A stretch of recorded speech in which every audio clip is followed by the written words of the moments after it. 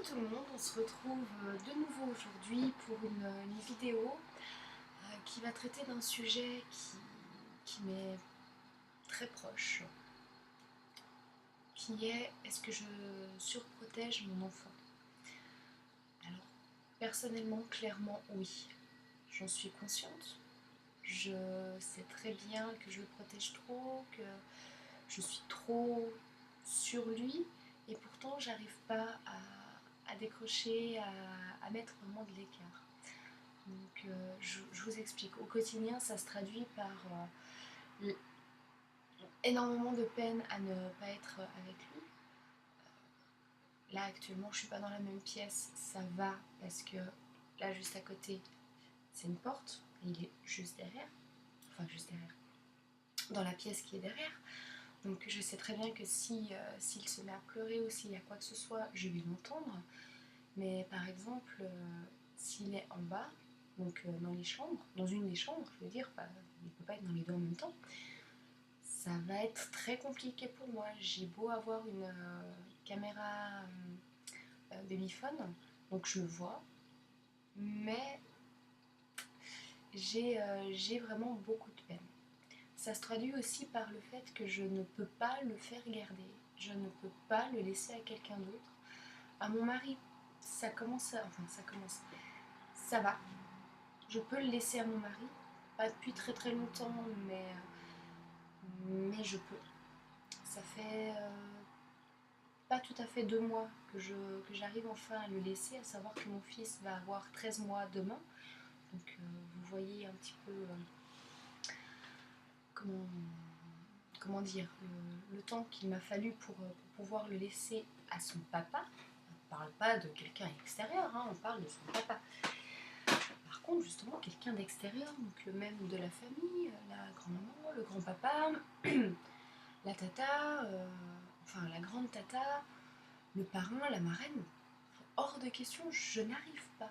Je n'arrive vraiment pas à le laisser. Je n'arrive pas à me dire que quelqu'un d'autre que moi, ou éventuellement mon mari, va s'occuper de mon fils.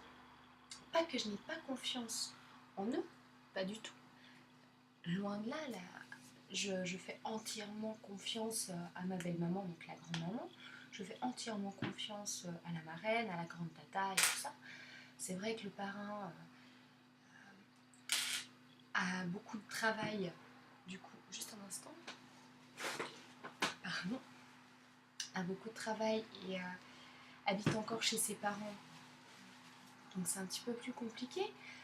Alors, par contre, oui, une personne à qui je ne, pour le moment en tout cas, je ne le laisserai, mais alors absolument pas, même si on me suppliait, même, voilà, je préférais encore le laisser à la grand-maman, c'est le grand-papa. Pour le moment, de un, son appartement n'est pas du tout adapté à un enfant. En même temps, il n'a pas un bébé lui-même. Mais pour vous expliquer ce que j'entends par pas adapté du tout, c'est que mon beau-père fait du modélisme, plus précisément des avions et de temps en temps des hélicoptères, enfin des quadricoptères, tricoptères, enfin voilà. Et lui seul, donc il a une garçonnière pleine à craquer de plein de petites choses, des fils électriques, des pinces, des petits morceaux de plastique, des petits trucs, il a le fer à souder qui traîne, enfin voilà, c'est... Et bien sûr, à la hauteur de mon fils. Mon fils peut très bien y attraper, pardon. Du coup, déjà l'appartement n'est pas du tout adapté à lui. Et surtout, chaque fois qu'on va le voir, mon fils, bien sûr, il est curieux, donc il regarde de partout. Il y a plein de choses à voir, plein de choses pleines de couleurs. Donc c'est clair qu'il regarde beaucoup. Mon beau-père est toujours en train de dire il repère déjà où est-ce qu'il va aller pouvoir casser les choses, où il va pouvoir aller mordre dedans, enfin voilà. Donc, de toute façon, moi, non, rectification, mon mari et moi-même ne voulons pas le laisser à mon beau-père, mais je crois que c'est réciproque. Mon beau-père ne voudrait pas non plus forcément le garder, en tout cas pas chez lui. Et même s'il venait à la maison le garder, je pense que ça serait la même chose. Enfin, bref. Donc voilà, je ne peux pas du tout le faire garder par quelqu'un. J'essaye pourtant de me mettre dans la situation quand j'aurai l'entreprise, à savoir qu'à ce moment-là, il y a 2 cas de figure possibles. Soit c'est un démarrage très calme et du coup je peux caser mes rendez-vous quand mon mari a congé. Du coup, pas besoin de me faire garder. Je peux m'en occuper la journée. Y a pas... Toujours dans ce cas où c'est très calme, il n'y a pas beaucoup de clients qui viennent ici, parce que mon entreprise sera basée au rez-de-chaussée, dans une pièce spécialement aménagée. Donc je peux caler mes rendez-vous quand mon mari est là, enfin voilà, que mon fils ne soit pas entre guillemets seul. Mais c'est surtout que s'il pleure et puis qu'il y a un client, je me vois un petit peu mal aller chercher mon fils, dire excusez-moi mon fils pleure, l'avoir sur les genoux, enfin voilà. Ça c'est le cas où l'entreprise débuterait vraiment tranquillement.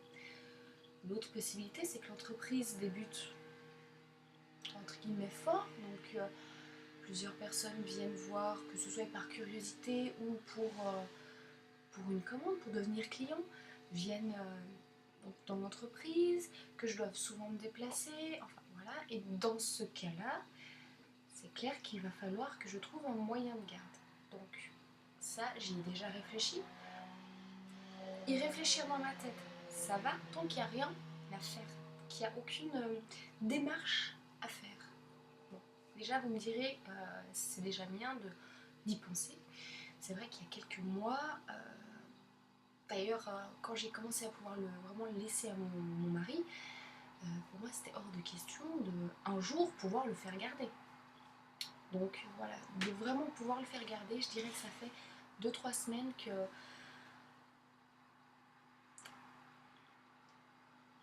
j'envisage la chose, mais ça reste que du probable. Il n'y a encore absolument rien de fait. Donc du coup, je me raccroche à ça en me disant oui, mais de toute façon, tu n'as encore contacté personne, tu sais pas comment ça va démarrer. Donc voilà. Et donc le moyen de garde que je vais choisir, parce que ça c'est déjà choisi, mais quand vous saurez lequel c'est, vous comprendrez un peu mieux. Donc ce moyen de garde, c'est une nounou ou une assistante maternelle, excusez-moi pour les personnes qui ne supportent plus le mot nounou, à domicile. Donc chez moi, 3 après-midi par semaine. Bah oui, le matin de toute façon mon fils dort jusqu'à 10h30, 11h. J'ai prévu de fermer mon entreprise de midi à 1h30. Bah oui, voilà, je suis dans une zone industrielle, il y a très peu d'entreprises qui sont ouvertes entre, je veux dire à midi, quoi. Donc voilà. Donc allez, au grand maximum, il y aurait 1h30 où mon fils serait réveillé et que l'entreprise serait ouverte. Mais dans cette 1h30 là, mon mari est là. Il rentre généralement du travail vers 10h30, 11h. Donc, ça va. Ensuite, il me faudrait justement quelqu'un l'après-midi de 13h30 ou 14h jusqu'à 18h, donc les heures d'ouverture au public de l'entreprise. Ça ne veut pas dire que je vais arrêter de travailler à 18h. Hein. Non. Quand on lance une entreprise, voilà, on sait qu'on fait des heures pas possibles. Voilà. Et que le mardi, mercredi, jeudi, vu que mon mari a congé le lundi et le vendredi. À savoir que le samedi, je serai aussi ouverte, mais que de 10h à 14h pour la venue du public. Après, l'entreprise sera ouverte de, je pense, 9h jusqu'à 18h, mais par téléphone et par mail. Tout ça pour aussi me libérer une petite plage. Vu que je vais faire du 6/7, que j'ai quand même un petit moment où je peux aller faire mes commissions. Parce qu'après, je dévie les téléphones, il n'y a pas de souci. Enfin bref, ça c'est... Désolée, je m'écarte. Donc voilà, donc ça va être le mode de garde que je vais privilégier. Une dame ou un monsieur, je suis tout à fait ouverte aussi, qui va venir garder mon fils chez nous, ici. Beaucoup de personnes me disent oui, mais t'es trop sur lui, t'es tout le temps en train de. Dès qu'il pleure, tu vas le voir, dès qu'il fait un bruit bizarre, tu vas le voir. Oui, je sais, mais en même temps, j'ai vu une pédopsychiatre par rapport justement à ça, pour savoir si elle trouvait que. Si elle trouvait que mon fils avait des problèmes par rapport à ça, vu que moi je le trouvais très ouvert, très sociable et tout, donc elle l'a vu. Elle a vu aussi que j'étais très collée à lui. Elle a vu que voilà, j'avais énormément de peine à le laisser.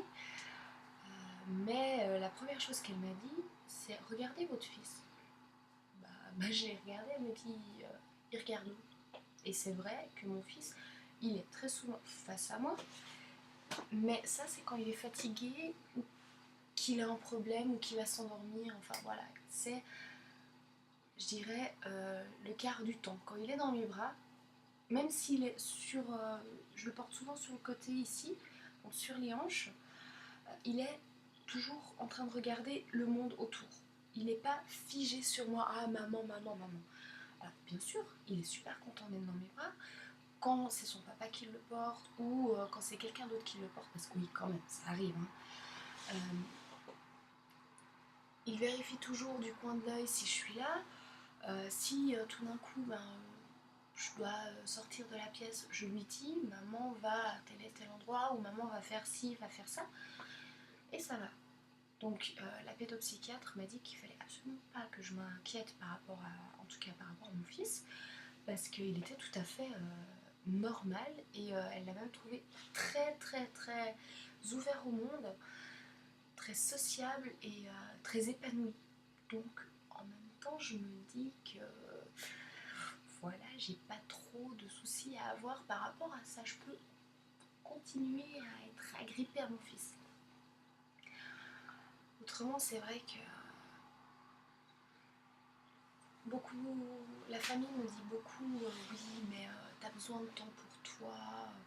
Ça fait, là par exemple, dernièrement, ça fait une année qu'il est là, t'as jamais pris ne serait-ce qu'une heure pour toi. Si, oui, il y a 2 semaines environ, j'ai pris 1 heure et demie pour moi. C'est mon mari qui l'a gardé. C'était la première fois que je le lui laissais, entre guillemets, pour mon plaisir. En fait, j'étais chez le coiffeur. Oui, ça se voit. Enfin bref. C'était les autres fois où je lui l'ai laissé, c'était des rendez-vous justement pour l'entreprise où je ne pouvais absolument pas avoir mon fils avec moi. C'était du professionnel, c'était pas possible. Là, c'était la première fois que je le laissais, entre guillemets, pour voilà. Mais c'était pas pour respirer, non, non du tout. C'était pour quelque chose d'autre que du professionnel. Et donc, je reviens à ce que je disais. Souvent, la famille me dit oui, mais laisse-le à moi, prends 1 heure pour toi, prends un après-midi, je peux très bien le garder, t'as besoin de temps pour te reposer, pour aller dormir, enfin, pour faire ce que tu veux, laisse-le moi. Moi, je peux pas. Et ça, jusqu'à récemment, mon mari ne comprenait pas. Un jour, on s'est engueulé. Il m'a dit oui, mais c'est aussi mon fils, j'ai aussi le droit de m'en occuper. C'est vrai, là, à ce moment-là, ça a éclaté. Je lui ai expliqué pourquoi je n'arrivais pas à le laisser. C'était pas contre lui, c'était pas que j'avais peur de le laisser avec lui, c'est des angoisses. En fait, quand je le laisse, quand je suis pas avec lui, j'ai des angoisses qui montent, des angoisses complètement farfelues. Moi, quand elles montent, elles me semblent pas farfelues, mais c'est vrai que quand je les explique, ça me paraît très farfelu. Dans le style qu'il se blesse. Si je le laisse avec mon mari, il va se blesser. Alors que il a autant de risques de se blesser quand il est avec mon mari qu'avec moi, parce que mon mari en prend quand même soin. Justement, il est moins sur son dos dès qu'il trotte avec ses jouets, dès qu'il joue. Il est moins attention, tu vas te faire mal, attention, tu vas faire ci, attention, tu vas tomber. Donc du coup, mon fils est entre guillemets moins poussé vers l'accident entre guillemets. Du coup, il y a moins de risques. Si on réfléchit scientifiquement, il y a moins de risques qu'il se blesse avec mon mari qu'avec moi. Mais j'arrive pas à arrêter cette pensée dès que je suis pas avec mon fils, que c'est mon mari qui s'en occupe, pour moi il va se blesser. Une autre angoisse aussi que j'ai, il faut que je vous explique le contexte, c'est que mon fils dort depuis pas mal de mois, enfin depuis ces 2 mois, dans notre lit. À savoir que mon mari travaillant de nuit, on est avec mon fils tout seul en amoureux dans le lit, on fait des câlins, des bisous, enfin voilà, donc on est collés les deux l'un à l'autre pour dormir. Son petit lit est collé au nôtre, oui, parce qu'il a quand même un petit lit, hein. on n'est pas des extraterrestres non plus. Donc son petit lit à barreaux est collé à notre lit. Il arrive de temps en temps qu'il dorme dans son lit. Et généralement, c'est plus parce que lui le demande. Enfin, jusqu'à maintenant, c'est peut-être arrivé une dizaine de fois, maximum. Et s'il dort dans son lit, c'est radical. Lui est très proche des barreaux, de mon côté, donc des barreaux qui touchent le lit parental. Et moi, je dors avec le bras à travers les barreaux sur son ventre, ou s'il est sur le ventre, sur son dos, pour être sûr qu'il respire. Pardon. J'ai cette angoisse que dès qu'il dort, qu'il arrête de respirer. Je ne peux pas expliquer. En tout cas, plus maintenant. Au départ de quand il était bébé, enfin il est toujours bébé, mais quand il était tout petit, je pense que ça s'explique par rapport à la grossesse. Mais là, il n'y a plus vraiment de risque. Il a plus de risque de faire une mort subite du nourrisson. Enfin voilà.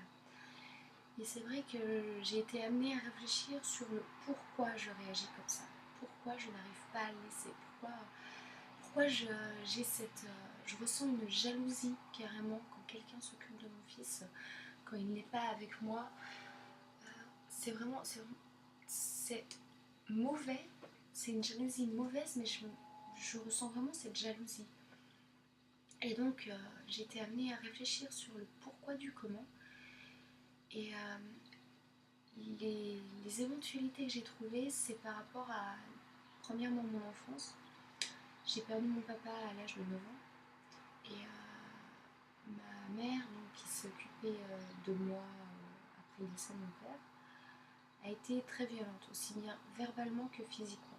Donc, je n'ai pas eu cette protection, cette chaleur, cet amour que j'aurais voulu avoir. Et qu'un enfant ait le droit d'avoir. Je pense que oui, pendant la grossesse, c'est vrai que j'ai eu énormément peur de reproduire ce schéma sur mon bébé. Et je pense que ça a un lien aussi avec le fait que je réagisse complètement à l'opposé, à l'extrême, vraiment à l'extrême. Je suis tout le temps en train de lui faire des bisous, des câlins, de le chatouiller, de le faire rire, de lui dire que je l'aime. Enfin, voilà, je réagis vraiment à l'extrême opposé de comment ma mère réagissait avec moi. Petite parenthèse comme ça, ma mère est toujours bipolaire. Donc elle a des phases maniaco-dépressives, donc complètement le moral à zéro, mais très très bas, et des phases euphoriques, donc tout est beau, tout est rose. Le monde est merveilleux, enfin voilà. Et ça fait toujours les dents de scie comme ça monte, ça descend. Ça monte autant, par exemple, ça monte jusque là, ça va descendre jusque là. Ça monte jusque là, ça descend jusque... Enfin, vous voyez plus, mais... Plus ça monte, plus ça redescendra bas et surtout fort, rapidement. Donc, à savoir que ma mère n'est pas soignée. Enfin, en tout cas, quand elle m'a mise à la porte, elle n'était toujours pas soignée. Donc aucun traitement par rapport à sa maniaco-dépressivité. Et donc voilà, ma mère, je n'ai connu ma mère que comme ça. Et aussi loin que je me rappelle, dans mon enfance, les câlins, j'en avais avant que mon père décède de ma mère, mais si je dois faire un ratio entre le nombre de câlins de mon papa et le nombre de câlins de ma mère, j'ai beaucoup plus de souvenirs avec mon papa qu'avec ma maman. Donc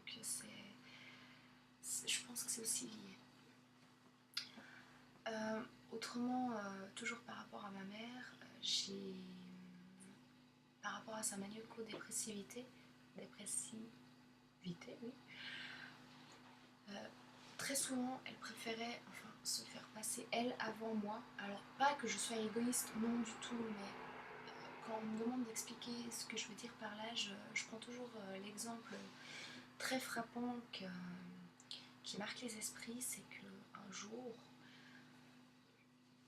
je vais vers ma maman, je lui dis écoute maman, ma brosse à dents, elle est vraiment morte. Regarde, j'arrive, j'avais les poils de la brosse à dents qui étaient pratiquement à l'équerre. Et je lui dis, et pour les cours, donc j'étais scolarisée à l'époque, hein, de toute façon, jusqu'à ce qu'ils me mettent à la porte, j'étais scolarisée, j'ai continué ma scolarité un peu encore après, et environ une année et demie après, j'ai dû prendre un emploi pour me subvenir à mes besoins. Et donc j'étais scolarisée à ce moment-là, et je lui parle de ma brosse à dents, et je lui dis, en plus, mes stylos sont presque secs. Voilà, est-ce que tu pourrais me racheter un stylo et une brosse à dents, s'il te plaît? Je demande pas une brosse à dents électrique, même le prix le plus bas qu'il y a, il n'y a pas de souci. Parce qu'à savoir que ma mère elle a toujours été très dans les extrêmes aussi par rapport à ça. Elle était tout le temps à me dire on n'a pas de sous, on n'a pas de sous, on n'a pas de sous, on n'a pas de sous. Mais en même temps, dès qu'elle voulait acheter quelque chose, c'était bah on se démerdera, on se démerdera, on se démerdera. Elle m'a payé, je ne sais pas comment, un voyage au Canada. Donc, oui, elle a quand même fait quelque chose pour moi, mais elle n'a pas arrêté après. Donc c'était un voyage linguistique de 4 mois. Elle me l'a offert. Elle l'a payé rubis sur l'ongle. Elle n'a pas arrêté de me le reprocher après. Pendant 2 ans après, elle n'a pas arrêté. Ouais, mais c'est de ta faute si on est dans la panade financière. C'est pour ton voyage, c'est à cause de ton voyage et tout ça.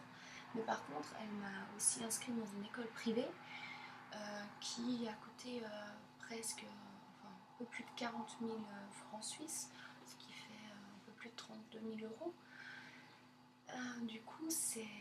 Et elle l'a aussi payé rubis sur l'ongle. Comme ça, paf.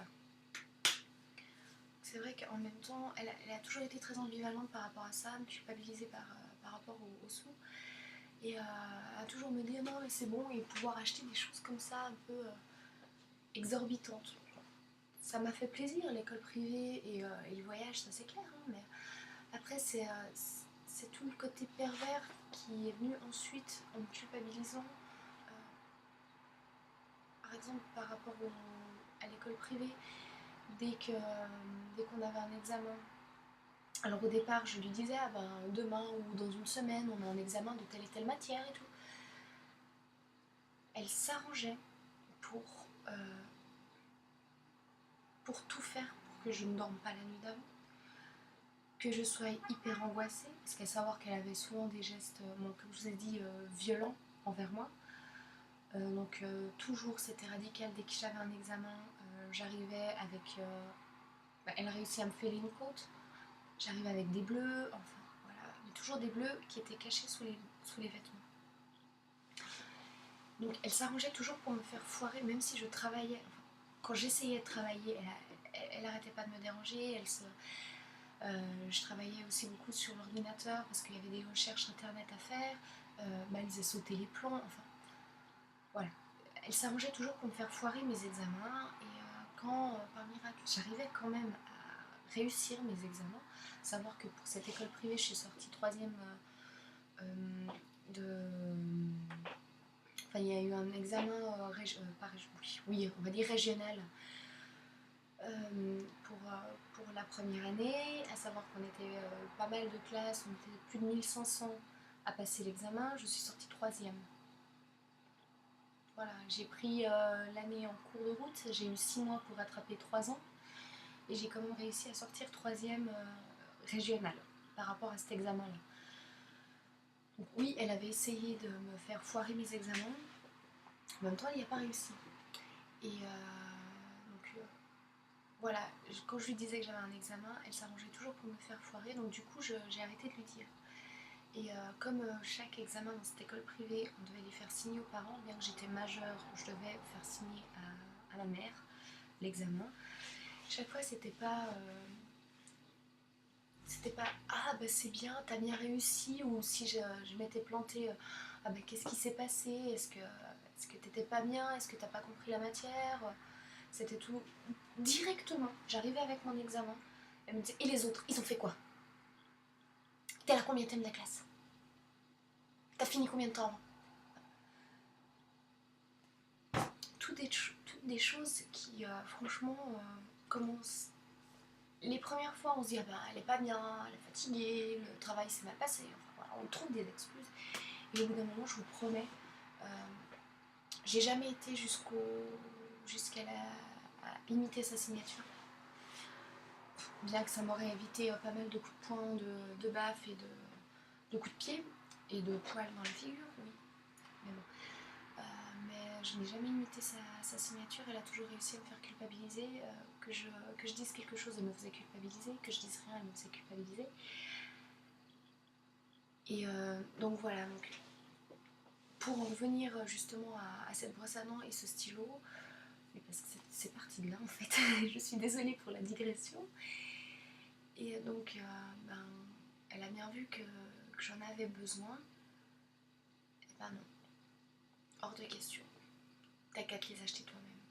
À savoir que je n'avais aucun argent de poche, que je travaillais dans l'entreprise, enfin je faisais tourner l'entreprise de mes parents qui était dans le domicile de mes parents. Je n'étais pas payée. Donc en fait, je n'avais aucun revenu, aucune façon de pouvoir m'acheter ces affaires-là. C'est pas que je voulais pas travailler à l'extérieur, mais ma mère a tellement bien réussi à me mettre dans la tête que si c'est pas moi qui reprenais le flambeau, donc si c'est pas moi qui travaillais, qui faisais tourner l'entreprise, on allait aller vivre sous les ponts. Donc à savoir qu'avec elle, j'ai eu un énorme syndrome de Stockholm, donc apprécier démesurément le bourreau. Donc voilà, enfin bref. Et tout ça, j'avais extrêmement peur de le reproduire sur mon fils et je réagis complètement à l'opposé. Autrement, donc ça je pense que ça a énormément joué sur le fait que je suis surprotectrice avec mon fils, mais aussi tout le cheminement pour enfin qu'il vienne au monde.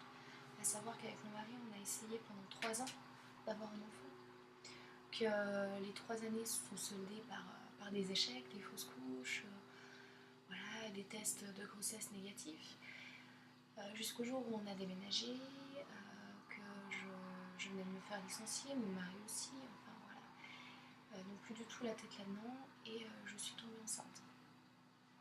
Meilleure nouvelle du monde, bien que mon mari venait de retrouver un travail, mais alors moi, je nageais, je n'avais absolument rien en vue. Et voilà.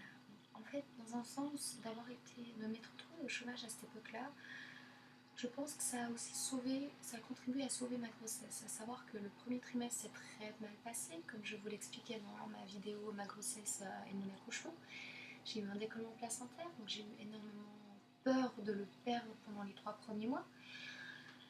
À savoir que je suis tombée enceinte théoriquement le 23 janvier, début février, voire même un tout petit peu, non avant, je m'en doutais pas, mais tout début février, je sentais déjà qu'il y avait quelque chose de pas logique. Et dès que j'ai su que j'étais enceinte, voilà, je lui parlais, j'étais vraiment enceinte. C'était pas un concept complètement farfelu. Ah oui, enceinte, ça veut dire que je l'ai vraiment intégré, mais alors à la seconde près. Et donc les 3 premiers mois très, très difficiles, énormément de peur, énormément de pleurs aussi, dû à mes angoisses de le perdre, peur de refaire une fausse couche. Voilà. Ensuite, le deuxième trimestre, plus de décollement placentaire, mais en fait, à l'écho des 3 mois, à savoir que j'étais surveillée toutes les 3 semaines, 2-3 semaines par rapport à ce décollement placentaire. 2 semaines avant l'écho des 3 mois, toujours un décollement de 75%, donc toujours pas de certitude qu'il tienne. Et à l'écho des 3 mois, plus aucun signe de décollement placentaire. Mais alors plus rien, on n'aurait pas su, on n'aurait rien vu. Donc voilà. Donc deuxième trimestre, ça s'est très bien passé. J'étais en pleine forme et tout, sauf qu'à 5 mois et demi de grossesse, j'ai eu la bonne idée de me casser j'allais dire le col du fémur, non, le coccyx. Du coup, en fait, je suis tombée dans des escaliers en béton. Et là, à ce moment-là, quand je suis tombée, j'ai mis énormément de temps à me relever. Et surtout, j'ai eu énormément de contractions et douloureuses. J'ai mis plus de 40 minutes à pouvoir faire calmer ces contractions. Donc là, rebelote. De nouveau, peur de le perdre. Une fois que je suis tombée sur les fesses, donc bah oui, pour le coccyx. Une fois que j'ai pu marcher, mon mari m'a emmenée aux urgences pour... c'était pas pour vérifier le coccyx, absolument pas, c'était pas pour moi, c'était pour mon bébé. Et là, alors en fait, ils ont vu que le temps qu'ils me fassent le monito, qu'ils me fassent l'échographie, pardon, déjà que je puisse arriver aux urgences, les contractions s'étaient calmées. Je crois que le temps que j'étais aux urgences, j'en ai eu 2. Je suis restée 5 heures aux urgences. Donc voilà. Et plus du tout des contractions douloureuses. Le bébé allait bien. Donc voilà. Donc après, c'est vrai que ça m'a quand même un petit peu inquiétée. Mais j'étais encore quand même assez calme. Par contre, pendant le 3e trimestre, donc oui, aussi à savoir que mon gynécologue m'avait toujours dit, dû au décollement placentaire et au recollement très bas, donc mon bébé, toute la grossesse était très très bas, il était pratiquement déjà dans le bassin, enfin, il avait la tête dans le bassin vraiment. Et donc mon gynéco m'a toujours dit que ça serait un prémat, toujours. Première étape qu'il m'avait fixée, c'était 32 semaines. Je suis arrivée à 32 semaines, ensuite il m'a fixé 35 semaines, je suis arrivée à 35 semaines, et à 35 semaines il m'a dit à partir de maintenant, on laisse aller. Si ça vient, ça vient. Si on doit déclencher, on déclenche. Parce que de toute façon, il m'aurait pas laissé, il m'aurait laissé aller le plus loin possible. Mais il restait aussi dans l'optique de me déclencher avant le terme. Simplement par rapport à mon bébé. Par rapport à comment il était placé, pour pas qu'il y ait de soucis. Voilà. Donc, le fait du déclenchement de l'accouchement prématuré était plané sur ma tête tout le temps.